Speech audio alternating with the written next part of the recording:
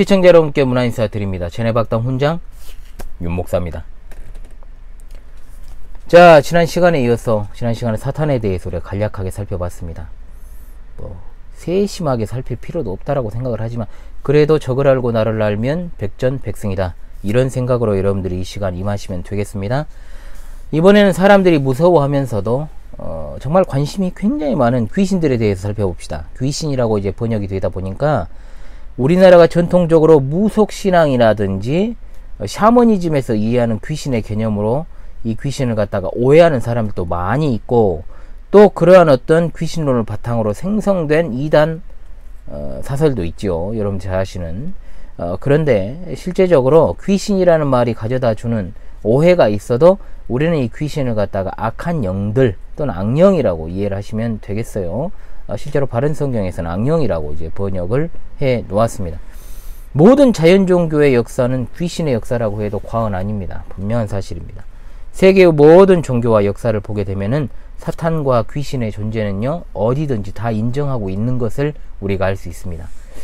자, 그리고 그것은 언제나 기독교 신앙과 충돌되어 왔다라는 것도 부인할 수 없습니다. 이 또한 기독교가 참된 종교라는 하나의 증거는 될 수 있다, 이거죠. 첫 번째, 귀신의 정체를 좀 살펴봅시다. 정말 덥습니다. 귀신 이야기 많이 하면서 이제 좀 서늘해져야 되겠네요. 자, 귀신은 성경에서 복수입니다. 복수로 되어 있어요. 그래서 귀신들이라고 해야 옳습니다. 성경은 사탄의 존재뿐만 아니라 귀신들 또는 악한 영들이라고 불리는 사탄을 추종하는 큰 무리가 존재한다라는 것을 분명히 보여주고 있습니다. 이들이 사탄을 추종하는 것을 볼 때 아마도 높은 지위에 있던 사탄, 그러니까 사탄이 원래 천사였다가, 높은 지위에 있던 천사였다가 타락을 했지 않습니까? 그와 함께 동조해 가지고 타락한 자들이 바로 이 귀신들이라고 볼 수가 있는 것이죠.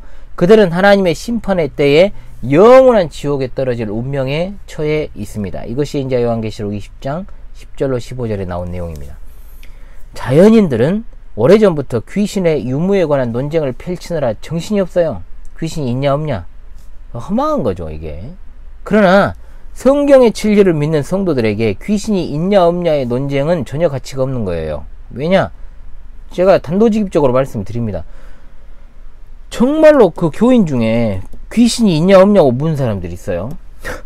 좀 웃기는 사람들인데, 이는 하나님의 말씀인 성경에 조금도 관심이 없다는 것을 나타내는 반증입니다. 복음서를 보십시오. 예수님이 공생애를 시작하실 때부터 정말로 사탄을 하나님의 말씀으로 물리치시고 공적인 사역을 수행하시면서 얼마나 많은 귀신들을 쫓아내는 사역을 하셨는가가 나와 있잖아요. 그런데도 성도라는 자가 귀신이 있냐 없냐고 물어버린다면 이건 정말 참으로 안타깝고 한심한 일인데요. 자, 분명한 사실이죠.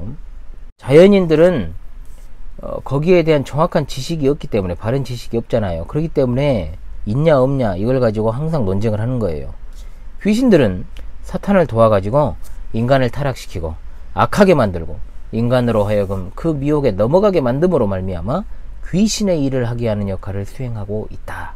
귀신은 영적으로 더러운 존재고 도덕적으로 불결한 존재로 성경에 묘사되어 있습니다. 예수님이 쫓아내신 귀신들에게 하나같이 수식어가 붙어요. 어떤 귀신? 더러운 귀신. 자, 개역 성경에서는 귀신의 영, 바른 성경에서 악령으로 이제 번역이 되었습니다. 또한 귀신은 악한 능력을 행사하는데 그것도 초자연적입니다.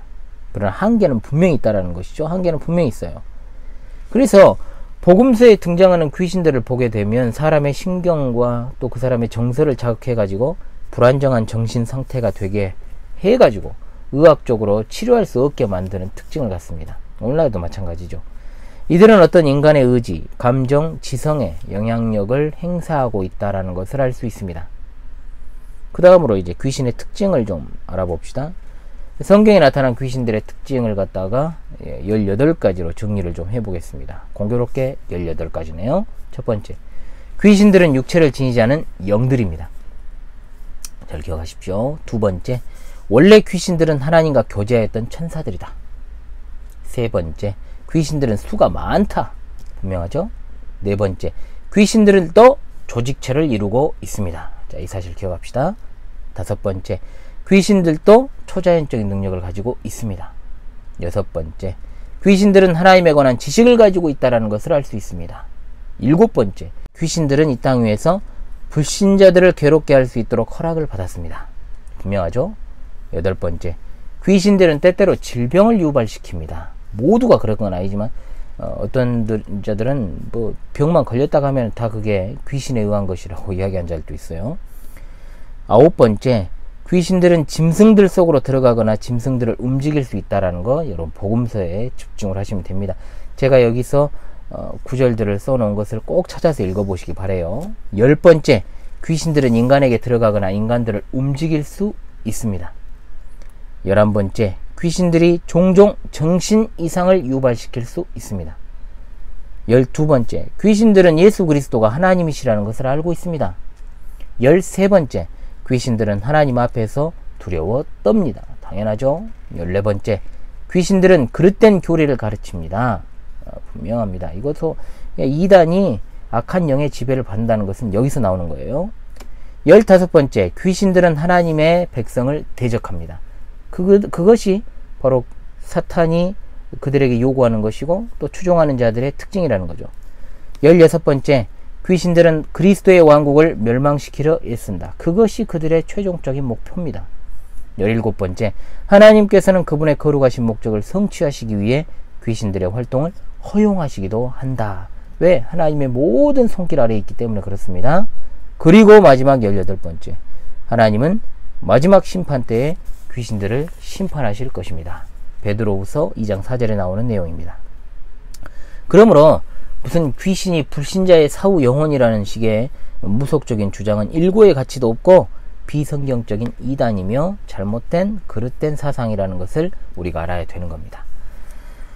그렇다면 이제 귀신과 신비주의의 연관성을 좀 살펴보려고 해요. 신비주의라고 하는 건 사실상 신령주의 또는 심령술, 심령론에서 나온 것입니다. 종교적 색채를 띠고 있죠. 신비주의라는 말로 사용이 이제 된 거예요. 사실 신비주의를 단순하게 주관적 체험을 중시하는 종교적 성향을 의미하는 것처럼 생각할 수 있지만 엄밀히 따지면 혼령이나 또 다른 영적 매개를 통해서 일종의 영적 계시를 얻는다라는 사상과 논리를 갖다 통틀어서 신비주의라고 하는 겁니다. 신비주의 이단이 그래서 위험한 거예요, 여러분. 굉장히 위험하죠. 영적으로 영영 우는거리는 사람들을 조심하라 그랬잖아요, 제가 전에. 이들이 귀신의 힘을 빌려가지고 인간의 힘을 초월하는 행위들을 하려는 것을 볼 때 하나님께서 왜 이러한 신비주의를 이걸 갖다가 다른 말로 접신, 영매, 심령술이라고 하지 않습니까?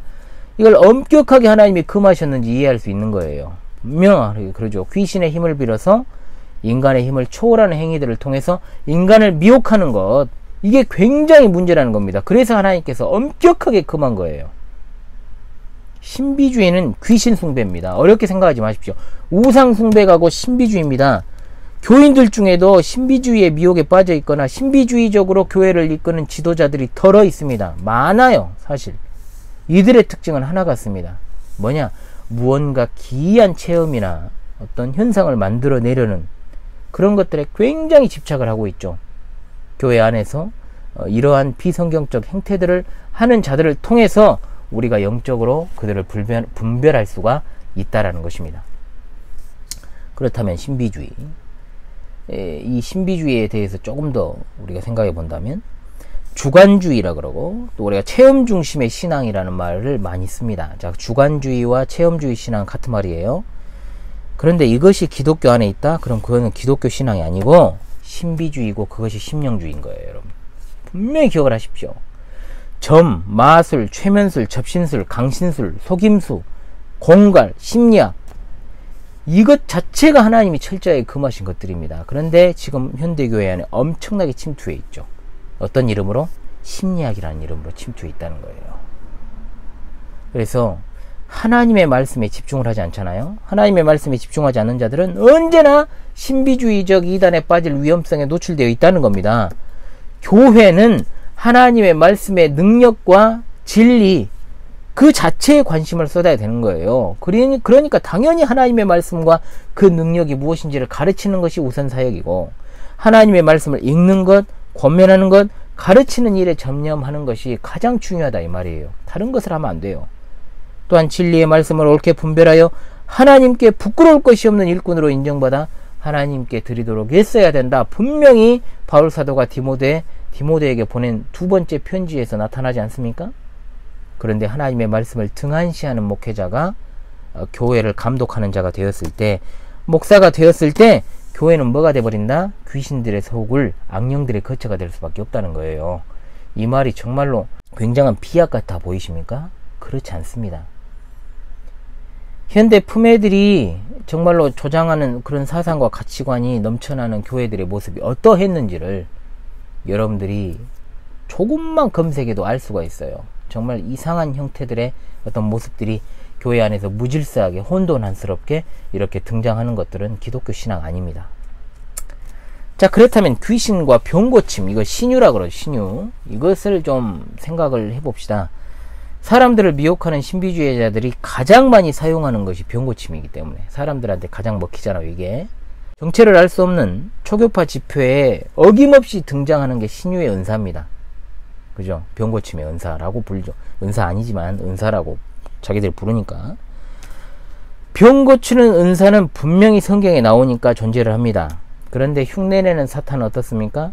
병 고치는 일이 기독교 사역의 핵심인 것처럼 인식하게 만들고, 또 거짓 선지자들, 저는 일명 예수점쟁이라고 그냥 부릅니다. 예수점쟁이들을 교회에 침투시켜가지고 참된 기독교가 오해를 받고 어려움에 빠지게 만드는 역할을 수행하는 거예요. 사실 병 고치는 것을 교회의 중심에 두는 것이 마귀의 책략입니다. 그게 마귀의 책략이에요.